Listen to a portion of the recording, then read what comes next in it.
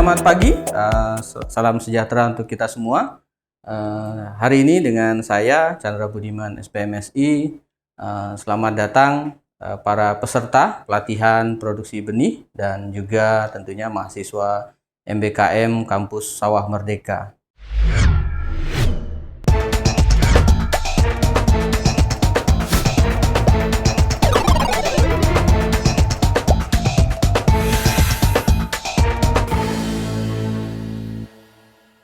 Nah, kali ini kita akan mendiskusikan topik produksi benih.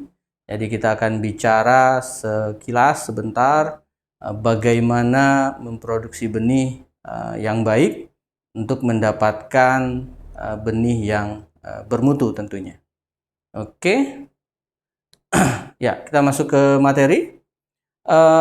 Ini adalah kondisi penyediaan benih yang ada di Indonesia saat ini. Ada dua sistem. Pertama adalah seed formal seed sector atau melalui public dan private agent atau perusahaan swasta maupun perusahaan yang dikembangkan oleh government kita. Dan keduanya ini atau yang formal seed system ini tentu akan menghasilkan benih yang bersertifikat. Ini sesuai dengan aturan Undang-Undang Nomor 22 Tahun 2019 tentang sistem budidaya pertanian berkelanjutan. Perbaikan dari Undang-Undang Nomor 12 Tahun 1992. Oke, selain yang formal, juga ada penyediaan benih yang informal atau informal seed sector. Nah, biasanya ini melalui farmer seed supply. Jadi benih dibeli atau didapatkan dari petani di sekitar, atau biasanya kalau di lapangan, kalau petani itu melihat tetangganya atau petani lain itu produksinya bagus, melihat tanamannya baik dan hasilnya banyak, biasanya petani akan meminta kepada petani tersebut untuk mendapatkan benihnya. Nah, kedua hal ini tidak salah. Bisa saja dilakukan, tapi kalau kita bicara penyediaan benih secara lebih luas, apalagi kita bicara untuk mendapatkan keuntungan atau bisnis dalam hal ini, tentu kita harus mengikuti regulasi atau aturan yang berlaku. Jadi kita harus masuk ke formal seed sector, kita harus menghasilkan benih yang bersertifikat. Nah, untuk mendapatkan benih bersertifikat, nanti akan ada chapter lebih lanjut bagaimana proses sertifikasi benih, apa-apa saja yang perlu disiapkan, apa-apa saja yang perlu dilakukan itu di materi yang lain. Nah, di materi ini bagaimana kita menghasilkan benih, baik itu formal maupun informal, bagaimana kita menghasilkan benih yang bermutu, itu yang akan kita ulas pada saat ini. Nah, bisa saja setidaknya akan ada dua topik yang akan kita diskusikan nantinya terkait prinsip agronomisnya dan prinsip genetiknya. Hanya dua itu prinsip utama yang perlu kita ketahui dan perlu kita terapkan untuk mendapatkan benih yang bermutu. Oke, secara umum, gambaran lebih luas, ini adalah tahap-tahap dalam produksi benih mulai dari breedingnya. Breeding ini dalam hal menghasilkan varietas-varietas yang unggul. Nah, banyak kita salah atau banyak kita menggunakan istilah yang kurang tepat menurut saya.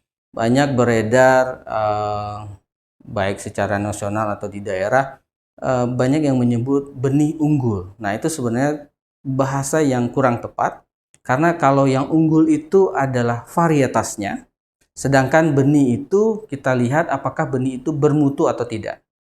Jadi breeding atau yang dihasilkan oleh pemulia, program breeding yang dilakukan oleh pemulia itu untuk mendapatkan varietas-varietas yang unggul.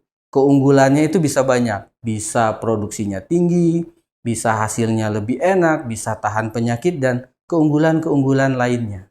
Nah, sedangkan di seed production, di produksi benih, bagaimana kita mempertahankan keunggulan-keunggulan tersebut dan kemudian benih yang dihasilkan itu bisa tumbuh dengan baik saat kita tanam nantinya. Jadi itu akan ada dua hal yang berbeda. Jadi lebih tepat itu harusnya kita sebut sebagai benih dari varietas unggul yang bermutu. Karena kalau kita bicara benih, maka kita bicara mutu. Nah, jadi ada satu adalah tahapan dalam produksi benih itu, ada satu adalah initial seed program. Jadi bagaimana pemulia merakit, menghilangkan dan lain sebagainya, kemudian mendapatkan varietas yang unggul. Kemudian varietas itu didaftarkan ke Kementerian Pertanian untuk mendapatkan pendaftarannya, sehingga kemudian varietas yang sudah terdaftar itu bisa diperdagangkan dan bisa diperjualbelikan. Dan kemudian breeder atau pemulia juga bertanggung jawab menjaga bagaimana varietas tersebut di-maintain, tetap keunggulannya terjaga dan tetap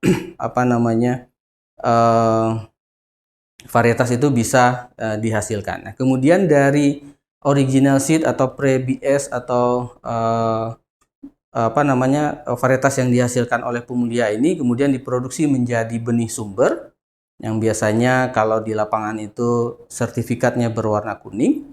Nah, benih sumber inilah yang kemudian dihasilkan oleh breeder dan diberikan kepada produsen benih selanjutnya. Nah, kemudian mulai dari situ, mulai dari benih penjenis atau breeder seed, diturunkan menjadi benih dasar atau benih pokok dengan label berwarna putih, turunkan terus benih dasar dan sampai kepada benih sebar. Disitulah peran dari orang teknologi benih atau seed production. Dia bagaimana menjaga benih yang tadinya unggul, sifat-sifat unggulnya itu tetap selalu ada dan selalu dipertahankan sampai di tangan petani. Nah, karena kalau kita berharap benih itu langsung dari pemulia yang jumlahnya akan sangat terbatas, terutama untuk padi, itu akan sangat sulit kita bisa mendapatkan benih yang cukup. Data BPS kita itu tanam hampir atau sekitar 14 juta hektar per tahun. Kalau kebutuhan benihnya 25 kg per hektar, maka kita butuh setidaknya 300.000 ton. Dan kalau 300.000 ton itu harus langsung dari pemulia, ya itu tidak akan cukup. Tapi begitu diturunkan generasinya, perbanyakan itu dari 25 kilo itu bisa jadi nanti dapat 4 ton. Jadi perbanyakannya cukup signifikan multiplikasinya. Sehingga dengan dimultiplikasi beberapa kali, ketersediaan benih atau kebutuhan benih yang 300.000 ton ini bisa terpenuhi. Dan itu pun data saat ini dari 300.000 ton itu yang baru bersertifikat itu hanya sekitar 50-60%. Jadi masih sangat banyak petani kita menggunakan benih yang tidak bersertifikat. Bisa saja tadi dari informal seed sector, dari tetangganya, atau dari hasil panen sendiri, kemudian sebagian disimpan, kemudian nanti ditanam lagi. Jadi kalau kita bicara potensi bisnis, ini potensi bisnis yang sangat besar. Tapi kalau Anda sebagai produsen yang sudah mulai bekerja di bidang benih, Anda juga akan bertanya, kalau memang potensinya besar, kenapa perusahaan swasta tidak banyak yang terlibat, apalagi yang multi company? Nah, karena quote and quote padi atau beras itu sangat diregulasi oleh pemerintah. Karena selain produsen, kita juga konsumen. Jadi harga padi yang terlalu tinggi atau harga beras yang terlalu tinggi juga sangat dijaga oleh pemerintah. Jangan sampai itu juga menyebabkan inflasi dan lain sebagainya. Sehingga margin atau keuntungan dari industri benih padi itu jadi tidak menarik bagi perusahaan, apalagi multi company atau dari perusahaan multinasional, dari perusahaan multinasional tentu sangat tidak menarik. Nah itu, tapi di sisi lain, kalau kita kelola secara small company atau perusahaan kecil yang pimpinannya suaminya, kemudian bendaharanya istrinya, atau hanya perusahaan kecil seperti itu, ini masih sangat menguntungkan karena itu banyak sekali perusahaan-perusahaan benih skala daerah mungkin kabupaten atau provinsi yang juga mulai banyak berkembang dan itu bisa survive. Nah, sehingga di sini sebenarnya potensi bisnisnya banyak, pasarnya ada, dan kompetitor dari perusahaan multinasional itu juga sedikit, bahkan banyak yang tidak mau. Sehingga kalau kita mau kembangkan menjadi produsen, ya produsen benih. Saya selalu sampaikan ke mahasiswa saya, kalau Anda ingin bergerak di pertanian, ya bergeraklah di produksi benih. Karena keuntungannya jauh lebih besar. Anda bisa bayangkan 1 kilogram benih padi itu bisa harganya sampai 15.000. Sedangkan 1 kilogram gabah itu hanya 4.000 sampai 5.000. Bisa 3 kali lipatnya. Tapi bagaimana Anda bisa menjual 15.000? Tentu Anda harus ikuti regulasi, Anda harus produksi dengan benar. Bagaimana produksi dengan benar? Salah satunya kita bicarakan hari ini. Oke, ada dua prinsip, setidaknya prinsip agronomis dan prinsip genetiknya.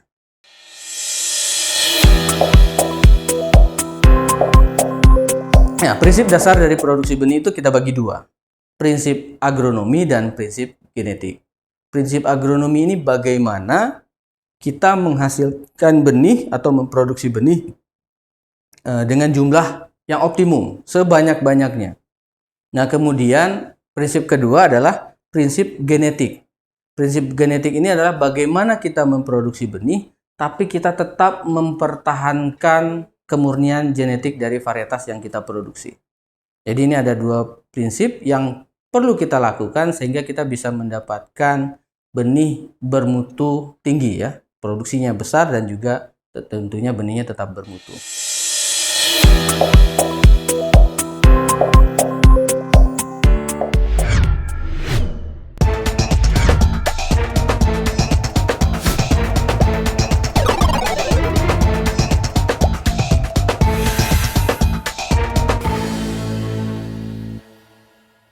Nah, kita mulai dari prinsip agronomi.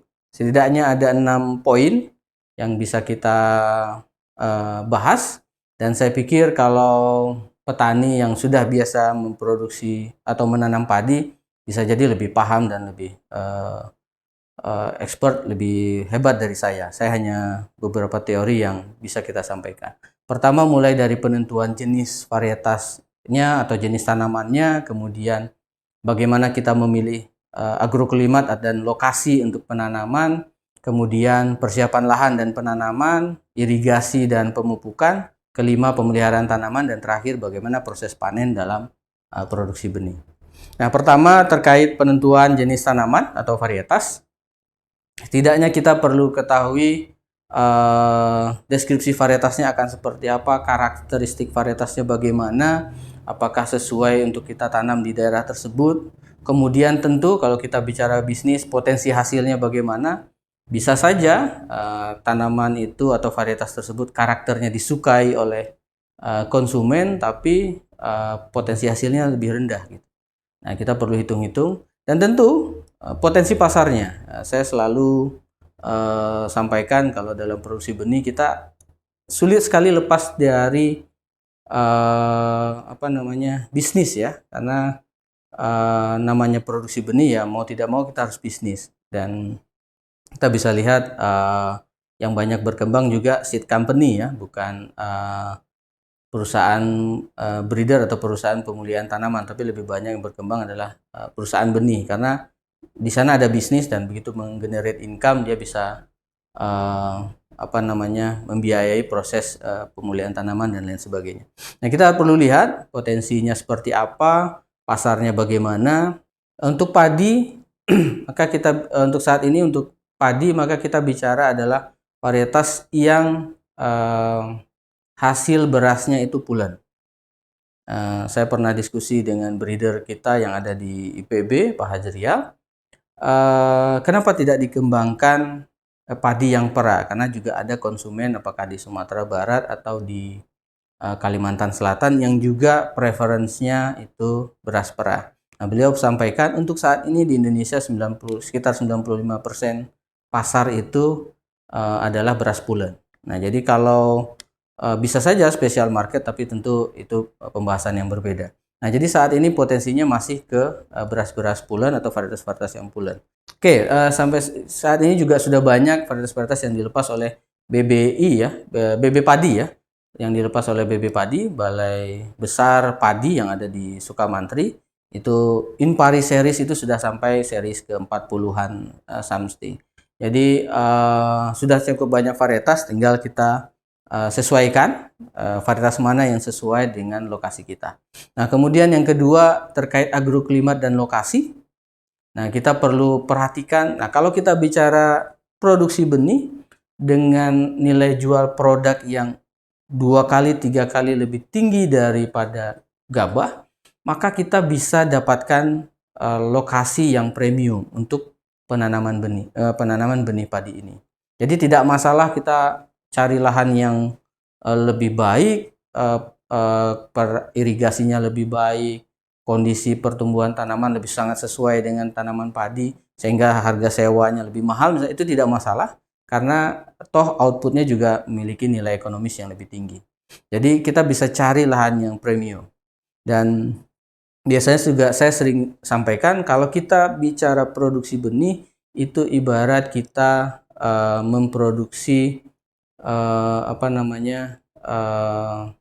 tanaman selanjutnya, atau ibarat kalau manusia itu bagaimana kita memilih ibu bapaknya, orang tuanya yang unggul, sehingga kita bisa berharap potensi anaknya juga nanti unggul. Nah, kemudian kita berharap supaya itu unggul, ya kita perlu suplai nutrisi dan lain sebagainya. Nah, sehingga kita perlu memilih lokasi yang memang optimum untuk pertumbuhan padi. Lokasi yang optimum ini diharapkan nanti tanaman padinya tumbuh dengan baik, hama dan penyakitnya bisa dikontrol dengan baik, ketersediaan airnya cukup, suhu, RH, sinar matahari dan lain sebagainya itu memenuhi, sehingga padinya bisa tumbuh dengan baik. Nah, kemudian ini tentu kalau tanamannya tumbuh dengan baik, ibarat ibunya nutrisinya cukup dan sehat, tentu anak yang dihasilkan atau bayi yang akan dilahirkan itu juga akan menjadi lahir dengan baik dan sempurna. Itu juga yang kita harapkan. Dengan tanaman yang tumbuh dengan baik, kita bisa harapkan benih yang dihasilkan itu juga nutrisinya cukup, pengisiannya cukup, dia lebih bernas. Kemudian saat ditanam kemudian dia bisa tumbuh dengan cepat dan baik juga. Kalau kita di benih kita sebut benih yang vigor. Benih yang vigor itu bisa tumbuh bahkan pada kondisi yang tidak optimum. Yang lain tidak tumbuh, dia bisa tumbuh. Nah, itu yang kita harapkan. Dan untuk mendapatkan itu ya kita perlu lahan yang baik sehingga tanamannya tumbuh dengan baik. Oke, kemudian ini secara agronomis persiapan lahan dan penanaman, saya pikir bapak-bapak petani akan sangat mahir di sini. Bagaimana kita lahan itu dibersihkan, lahan itu diolah, kemudian kalau perlu di leveling atau dibuat tingkatannya untuk mengefisienkan irigasi dan lain sebagainya, itu perlu dilakukan.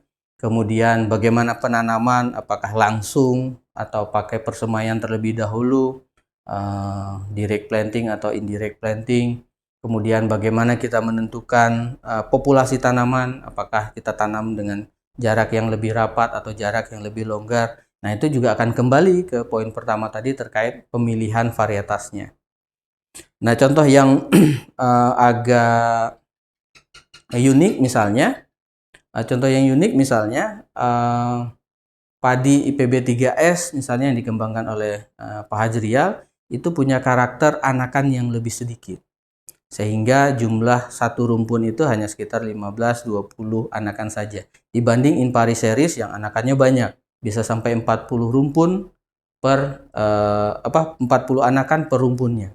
Sehingga kalau IPB 3S kita bisa tanam lebih rapat. Sehingga dalam satuan luas yang sama, itu jumlah populasi, jumlah rumpunnya lebih banyak. Dibanding kalau kita tanam yang Impari series atau serinya Impari. Itu karena anakannya banyak, kalau kita tanam rapat, maka dia pertumbuhannya tidak optimum. Nah, walaupun satu rumpunnya Impari series bisa saja bobot per satu rumpunnya lebih banyak. Tapi kalau yang IPB 3S karena populasinya lebih banyak, sehingga pengalinya lebih banyak, sehingga tingkat produktivitasnya bisa bersaing. Nah, karena itu satu varietas kita tidak bisa samakan, kita tidak bisa pukul rata pola budidayanya. Itu akan sangat tergantung dari karakter varietasnya. Jadi kalau kita biasa nanam impari dengan jarak tanam 25 kali 25 misalnya, maka kalau kita tanam IPB 3S yang anakannya lebih sedikit, kita bisa tanam lebih rapat, bisa 20 kali 20. Sehingga 1 hektar itu jumlahnya akan lebih banyak. Nah, itu jadi prinsip agronomis yang perlu kita perhatikan agar produksinya optimum. Oke, kemudian terkait irigasi dan pemupukan, poin keempat prinsip agronomi.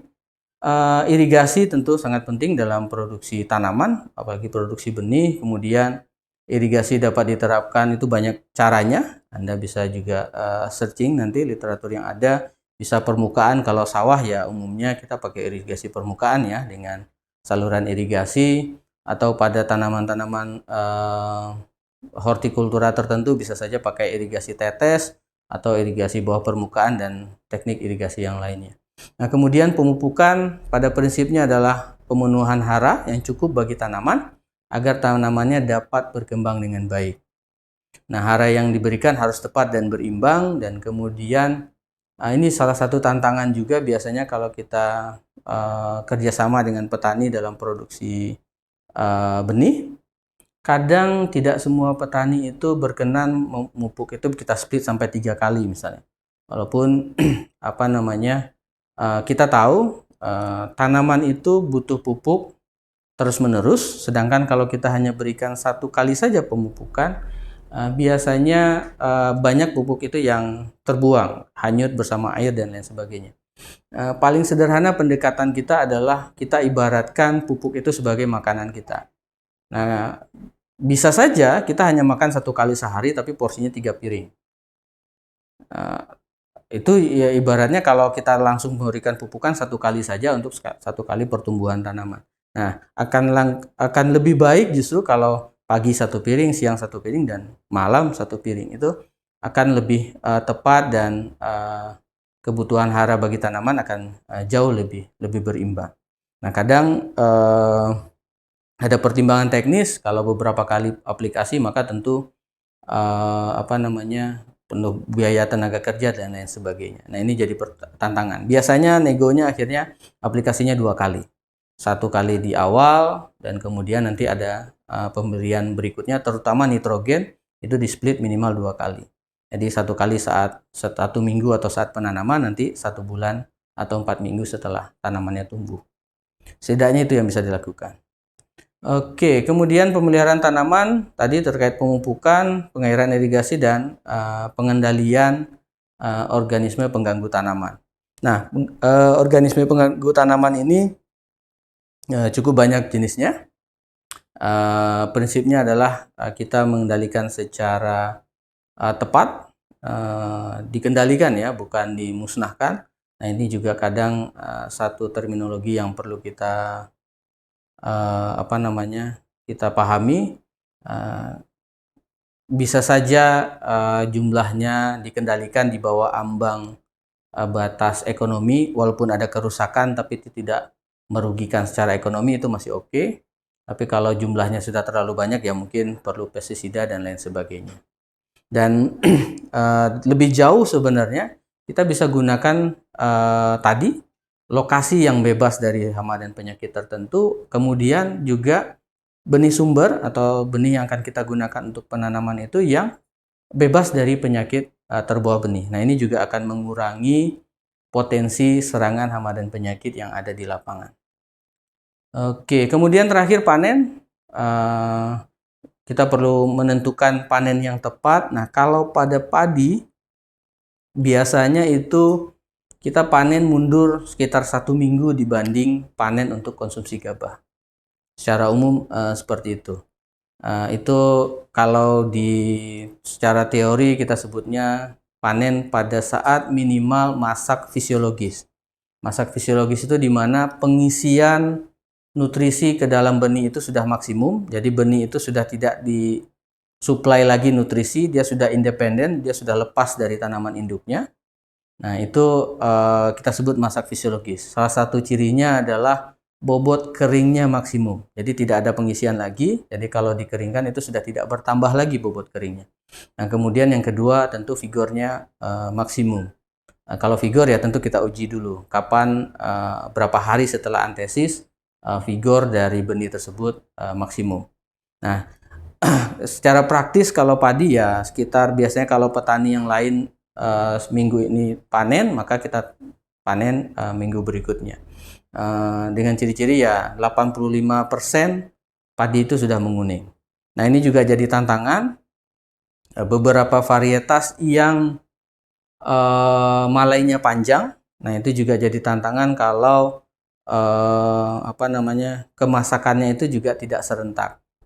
Nah, kemudian ini salah satu yang dulu saya sempat diskusi panjang dengan Pak Hajrial, kenapa beliau menggunakan varietas yang rontoknya susah sekali. PB3S itu sangat susah rontok dibanding varietas lain. Jadi kalau masih panennya secara manual dengan digebot istilahnya, dipukulkan ke kayu atau ke media lain sehingga rontok gabahnya, nah itu IPB3S ini lebih sulit dirontokkan. Sehingga itu harus mekanisasi. Kenapa beliau kembangkan begitu? Karena targetnya adalah varietas yang mudah rontok itu, maka gabah-gabah atau padi-padi yang sudah masak lebih dulu, yang di ujung, biasanya di ujung malai, itu potensi untuk jatuh di lahan itu akan besar. Dan berdasarkan penelitian, itu kehilangan hasil atau loss hasil dari jatuhnya gabah di lahan itu bisa 5-10%. Nah, jadi dengan dikembangkan gabah yang sulit sekali rontok, nah itu kehilangan hasilnya berkurang. Tapi jadi tantangan adalah kita harus masuk mekanisasi. Merontokkannya harus dengan thresher atau dengan combine harvester. Dan juga kalau diproduksi benih itu jadi tantangan lagi. Karena begitu kita setelah dirontok biasanya pangkal malai itu atau batang malai yang nempel ke gabah itu sulit sekali lepas, dan biasanya kalau kita olah, kita bersihkan, itu masih nempel, sehingga kadang mutu fisiknya kalau kita lihat nanti hasil gabah yang dihasilkan itu jadi jelek, jadi kotor karena masih menempel pangkal malai itu ke gabahnya, dan itu akan menyebabkan kadang beberapa petani tidak senang melihatnya. Nah, kemudian dalam panen kita juga perlu perhatikan kerusakan yang mungkin terjadi. Kalau kita panen pada kondisi yang tidak tepat, belum masak, masih kadar air benihnya masih terlalu tinggi, nah itu biasanya potensi kerusakan secara mekanis dengan alat panen itu jadi lebih besar. Nah, pengalaman kami produksi benih, biasanya kita sedikit gontok-gontokan dengan petani untuk penentuan waktu panen. Apalagi sistemnya kerjasama ya. Nanti hasilnya kita timbang, kemudian kita bayar mereka sesuai hasil timbangannya. Gontok-gontokannya kenapa? Karena petani itu ingin panen sepagi mungkin. Kalau bisa sebelumnya hujan, pagi-pagi dipanen. Dengan harapan kadar airnya tinggi sehingga timbangannya berat. Nah, sedangkan kalau kita dalam produksi benih, biasanya kita usahakan panen itu di atas jam 9. Sehingga embun itu sudah terangkat, kadar airnya mulai berkurang, sehingga saat dipanen, kalaupun tidak segera dikeringkan, benih itu lebih aman. Kalau masih banyak embun yang menempel di permukaan kulit gabah, kemudian Anda masukkan ke dalam karung, 4-5 jam saja tidak langsung dibuka, potensi gabahnya menghitam sangat besar. Dan kalau sudah menghitam, tidak ada petani yang mau beli biasanya, karena dianggap jelek gabahnya.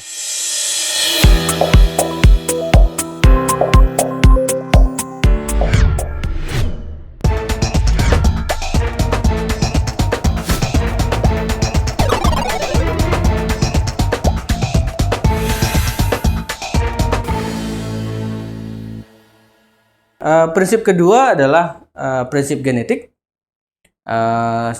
Secara umum hanya ada 4 aspek dalam prinsip genetik yang perlu kita perhatikan dalam menghasilkan benih bermutu tinggi.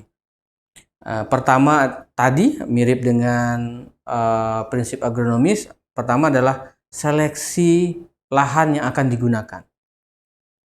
Kedua adalah seleksi atau selektivitas terkait benih sumber yang akan kita gunakan untuk produksi benih.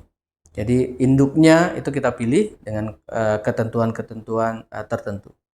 Yang ketiga itu terkait isolasi. Isolasi untuk menjaga kemurnian genetik benih yang kita produksi. Dan keempat ada teknis yang kita sebut rogwing. Rogwing itu bagaimana kita menseleksi tanaman.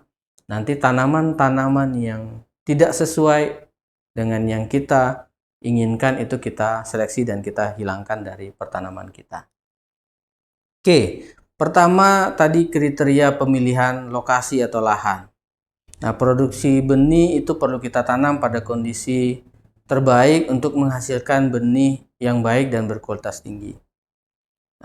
Satu, seperti halnya ada prinsip agronomis, kita perlu mencari lahan yang sesuai untuk adaptasi varietas yang akan kita tanam.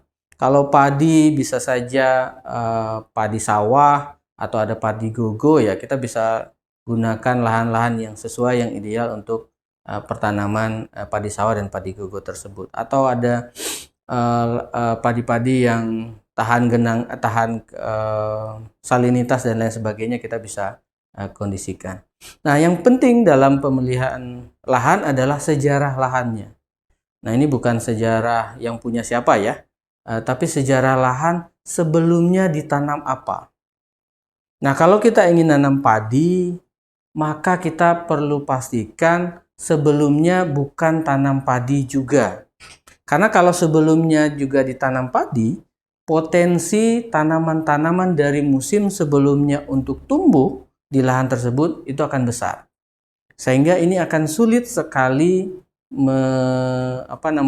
mereguing atau nantinya dalam rangka menjaga kemurnian varietas itu akan sangat sulit sekali dikendalikan. Kalau seandainya dia tumbuh tidak di barisan tanaman mungkin bisa kita lihat. Tapi kalau kebetulan dia tumbuh di barisan yang sama, tumbuh di dalam rumpun yang sama, tanaman musim sebelumnya, apalagi varietasnya berbeda misalnya, tentu kita tidak akan bisa rogwing. Kecuali punya karakter yang sangat berbeda, misalnya bisa saja nanti di rogwing. Nah, kalau tidak, walaupun cuma satu atau dua tanaman yang tumbuh dari musim sebelumnya, itu punya potensi untuk menyilangi dan mengganggu kemurnian varietas dari pertanaman yang kita tanam secara keseluruhan. Untuk padi mungkin saja kalau kita hanya tanam padi imbrida atau padi yang biasa banyak ditanam di lapangan, memang potensi untuk saling menyerbuk silang antar tanaman itu sangat kecil. Karena secara alami padi itu bunganya tidak membuka. Gabah itu kan satu bunga ya.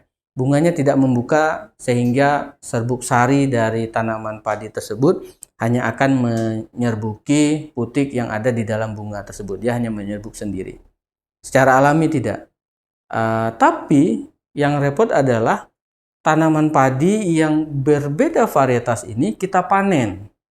Kita tidak akan bisa bedakan ini varietas A, ini varietas B kalau sudah jadi gabah.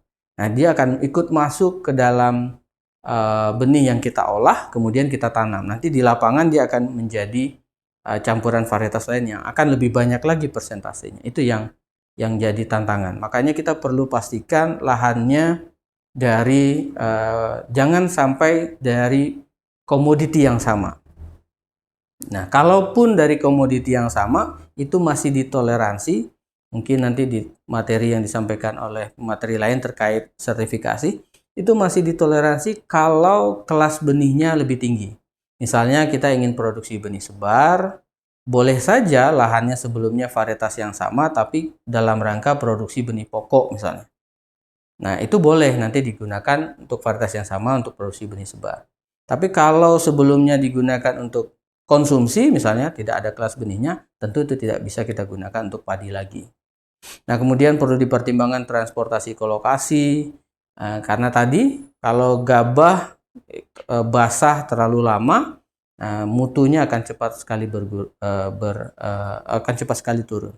Kemudian agregasi atau sebaran petak dan lain sebagainya perlu kita usahakan semaksimal mungkin dalam petakan yang cukup besar.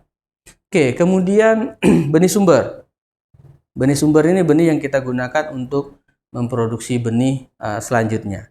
Itu sesuai ketentuan kita minimal gunakan kelas benih satu kelas di atasnya. Kalau tadi di awal-awal slide saya pernah sampaikan ada benih penjenis BS atau benih dasar FS, ada benih pokok stock seed dan ada benih sebar. Nah, itu urutannya dari atas ke bawah. Nah, kalau kita ingin produksi benih sebar, maka minimal kelas benih yang kita gunakan adalah benih pokok yang tadi warna ungu untuk produksi yang warna biru. Nah, ini kita gunakan benih penjenis dengan sumber genetik yang tinggi, kemudian harus bebas dari benih tanaman lain dan biji gulma, kemudian bebas dari penyakit terbawa benih, memiliki viabilitas dan vigor yang tinggi, dan tadi minimal satu kelas di atas benih yang akan kita produksi. Dan kalau benihnya bersertifikat, sebenarnya itu adalah jaminan bahwa benihnya sudah bermutu. Jadi kalau kita bicara sertifikasi benih dalam produksi benih, maka paling mudah adalah ya kita beli benih sumber yang bersertifikat. Dan itu juga mandatori dari BPSB, harus benih sumbernya benih yang bersertifikat. Sehingga kita bisa yakin bahwa produksi selanjutnya bisa lebih baik atau bisa sesuai aturan yang ada. Nah, kemudian isolasi. Nah, ini yang bisa kita lakukan untuk menjaga kemurnian genetik dari tanaman yang kita hasilkan. Nah, isolasi ini ada dua, ada isolasi jarak dan ada isolasi berdasarkan waktu. Setidaknya kita perlu perhatikan 3 hal. Apakah tanaman itu bisa menyerbuk silang atau tidak, cross pollination atau tidak, antar varietas. Kalau dia hanya selfing atau hanya menyerbuk sendiri, mungkin jaraknya bisa kita atur lebih dekat. Kemudian terkait isolasi itu kita juga perlu pastikan tidak terjadinya pencampuran secara mekanis saat dipanen. Jangan sampai jarak tanamnya itu sangat dekat, hanya bersebelahan. Nah, itu potensi saling bercampur saat panen akan sangat tinggi. Dan kemudian juga penularan organisme pengganggu tanaman dari tanaman indang alternatif itu diminimalkan. Jangan sampai di sekitar sekitar pertanaman kita ada tanaman inang alternatif untuk organisme pengganggu tanaman. Nah, isolasi jarak sendiri itu kita pertimbangkan ketika memutuskan jarak tepat adalah apakah tanaman tersebut menyerbuk sendiri atau menyerbuk silang. Kalau menyerbuk silang, maka jarak isolasinya harus lebih luas. Kalau menyerbuk sendiri, bisa saja jarak isolasinya lebih pendek. Misalnya jagung, itu isolasi jaraknya minimal 200 meter. Jadi kalau kita akan tanam jagung, maka di sebelah kita minimal 200 meter di sebelah kiri, utara, selatan, barat, timur kita tidak ada tanaman jagung yang lain. Nah, biasanya produsen benih jagung di beberapa tempat di Jawa Timur, setahu saya, supaya isolasinya tidak terlalu luas, tidak terlalu jauh, maka petani di sekitar juga diberikan benih yang sama, sehingga tidak perlu diisolasi. Ini secara bisnis karena tidak mungkin kita melarang petani untuk menanam di lahannya sendiri, kecuali kita yang tidak tanam 200 meter, tapi tentu itu akan sangat merugikan. Jadi bisa saja petani sekitar dikasih benih yang sama, sehingga tidak perlu isolasi. Atau ya isolasi waktu nantinya. Tapi kalau isolasi waktu tentu musim tanam yang berbeda, resikonya akan lebih repot lagi. Nah, pada padi sekarang aturannya 2 meter. Kalau sebelumnya itu hanya 1 meter. Nah, sekarang diperluas walaupun potensi menyerbuk silangnya mendekati 0. Pertimbangannya adalah kemungkinan terjadinya pencampuran secara mekanis saat dipanen, sehingga isolasi jaraknya diperluas. Jadi bisa saja supaya menghindari isolasi ini, ya bisa saja 2 meter tanaman pinggir itu tidak dipanen, tidak dijadikan benih. Kalau memang tetangganya tidak bisa kita minta untuk menanam varietas yang sama. Tapi kalau bisa tanam varietas yang sama, itu akan jauh lebih baik. Jadi kita bisa panen semuanya. Nah, sedangkan semangka contohnya bisa sampai 400 meter karena potensi serangga dalam penyerbukannya, sehingga isolasinya bisa lebih jauh lagi. Nah, kalau tidak bisa isolasi jarak, maka alternatif terakhir adalah isolasi waktu. Nah, untuk memastikan tidak terjadi penyerbukan silang antar varietas atau antar tanaman yang ditanam di lapangan. Biasanya 30 hari. Dalam hal ini memastikan periode berbunga tanaman kita itu tidak saling tumpang tindih dengan periode berbunga tanaman di sebelahnya. Jadi kalau kita tanam jagung dan tetangga kita juga akan tanam jagung di lahan tersebut, tapi tidak mau menggunakan varietas yang sama, ya mau tidak mau kita tanam 1 bulan sebelum dia tanam atau kita tanam 1 bulan setelah tetangganya tanam. Sehingga setidaknya dalam 20, karena umur berbunga jagung itu bisa sampai 21 hari, polennya masih tersedia. Dari awal tersedia polen sampai habis polen itu bisa sampai 21 hari. Sehingga kalau sampai 30 hari ya setidaknya polen tanaman tetangga itu sudah habis, baru tanaman kita siap untuk penyerbukan dan polennya tersedia. Atau sebaliknya, proses penyerbukan di tanaman tongkol kita itu sudah selesai 21 hari, baru 1 minggu berikutnya ada polen dari tanaman lain, dan itu tidak akan berpengaruh lagi. Oke, jadi ada 2, kalau tidak bisa dengan jarak ya dengan waktu. Oke, kemudian proses roguing. Nah, ini teknik yang digunakan dalam produksi benih untuk menjaga kemunian varietas. Kalau kita sebagai produsen, maka kita melakukan roguing setidaknya 1-2 kali sebelum petugas BPSB atau PBT, petugas pemeriksa tanaman, datang untuk memeriksa kondisi pertanaman kita. Karena dalam produksi benih, ada beberapa step pertanaman, ada beberapa stadia tanaman itu diperiksa, sehingga BPSB yakin bahwa tanaman itu secara genetik tidak tercampur oleh tanaman lain. Nah, dengan cara ya diperiksa. Nah, kalau sebagai produsen kita lakukan roguing sebelum diperiksa. Harusnya ya bakunya ya diperiksa setiap ke lapangan, bisa setiap minggu atau beberapa kali dalam 1 minggu. Kita periksa tanamannya dan kita buang individu-individu yang tidak sesuai dengan karakter varietas yang kita tanam. Nah, kriteria yang dibuang itu bisa tanaman volunteer tadi. Biasanya tanaman volunteer itu tumbuh di luar barisan. Jadi tiba-tiba di tengah-tengah barisan tanaman keluar satu rumpun lagi misalnya. Nah, itu bisa kita duga tanaman volunteer, ya kita buang, kita cabut.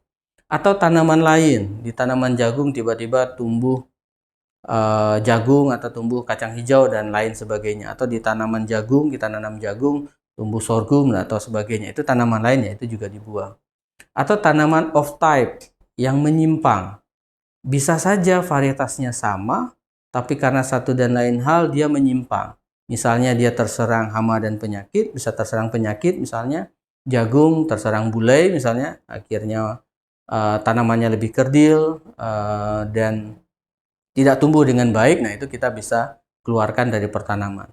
Atau pada padi, karena kekurangan nutrisi tertentu, ureanya kurang misalnya, sehingga dia tumbuh kerdil, atau terkena virus atau terkena penyakit tumbuh kerdil, daunnya tidak tumbuh dengan baik, ya itu kita masukkan sebagai off type dan itu juga kita buang. Karena bisa saja varietasnya sama, tapi karena dia off type, besar kemungkinan pertumbuhannya tidak optimal. Nanti pada saat dipanen pun tanaman yang sakit ini tidak belum masak fisiologis, belum waktunya dipanen. Jadi kalaupun dipanen nanti juga akan terbuang. Jadi dari awal ya kita buang. Dan juga tentu tanaman yang terserang penyakit ya, yang kita hilangkan, sekaligus juga untuk menekan penyebaran penyakit lebih lanjut. Nah, kapan dilakukan roguing? Ya, pada periode perkecambahan. Nah, kalau jagung atau tanaman yang kita tanam di lahan yang direct ya, kita tanam langsung, ya biasanya sekitar umur 2 minggu. Yang kita lihat itu adalah warna pangkal batangnya terutama. Nanti kalau warna pangkal batangnya misalnya harusnya ungu dan kemudian ada yang hijau, ya yang hijau kita keluarkan. Ya, karena itu besar kemungkinan varietas lain atau off type-nya. Atau kemudian pada fase vegetatif, kemudian pada fase generatif, saat berbunga, warna bunganya terutama, Kemudian menjelang panen. Menjelang panen ini juga tugas BPSB, PBT akan datang untuk memeriksa dan sekaligus biasanya menentukan kira-kira dari pertanaman yang ada, dari pertumbuhan yang ada, potensi hasilnya akan berapa. Oke, itu yang akan kita lakukan dalam produksi benih. Jadi saya ulas sedikit. Dalam produksi benih kita perlu menerapkan dua prinsip. Satu adalah prinsip agronomis, di mana kita perlu memilih lokasi, melakukan pemeliharaan tanaman, melakukan irigasi, menentukan varietas yang akan ditanam, agar tujuannya adalah agar produksinya optimum, produksi sebanyak-banyaknya. Dan kedua adalah prinsip genetik, bagaimana kita menjaga varietas yang kita tanam itu true to type, istilahnya kita di kampus, bagaimana kita menjaga tanaman itu benar sesuai yang kita inginkan. Jadi kita jaga lahannya, kita pilih yang sebelumnya bukan pertanaman yang sama, kemudian kita jaga jaraknya, kita isolasi dari pertanaman yang lain agar tidak terjadi persilangan atau tidak terjadi pencampuran saat dipanen, dan kemudian kita juga rowing untuk kita pastikan tanaman-tanaman yang tidak sesuai dengan karakter yang kita harapkan itu bisa kita hilangkan dari pertanaman. Sehingga yang kita panen itu adalah benar-benar varietas yang sesuai dengan yang kita inginkan. Dengan dua prinsip ini, tentu kita akan bisa mendapatkan benih bermutu dengan produktivitas yang tinggi. Saya pikir itu yang bisa saya sampaikan untuk materinya. Kita lanjutkan dengan diskusi pada pertemuan online ya. Sekian dari saya. Selamat pagi. Assalamualaikum warahmatullahi wabarakatuh.